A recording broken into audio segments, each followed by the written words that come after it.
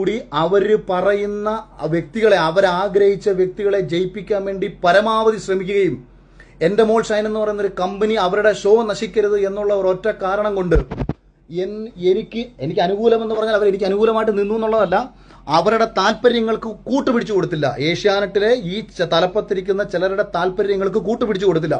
ഒരുപാട് ഉദാഹരണങ്ങളുണ്ട്. ഞാൻ അങ്ങനെ പറയുമ്പോൾ എൻ്റെ ഹൗസിലുണ്ടായിരുന്ന മറ്റു മത്സരാർത്ഥികളെ മോശക്കാരാക്കി സംസാരിക്കാൻ എനിക്ക് ആഗ്രഹമില്ലാത്തതുകൊണ്ട് ആരാർക്ക് വേണ്ടി നിന്നു എന്നുള്ളതിനെ കുറിച്ചൊന്നും ഞാൻ പറയുന്നില്ല.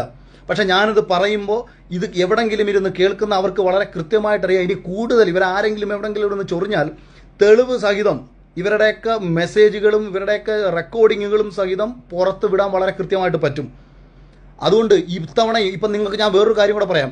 ഏഷ്യാനെറ്റ് പ്ലസ്സിൽ കഴിഞ്ഞ ഒരു 2 ആഴ്ച മുമ്പ് കഴിഞ്ഞ സീസണിൻ്റെ വീഡിയോസുകൾ ധാരാളം ഇവരെടുത്ത് പോസ്റ്റ് ചെയ്തു.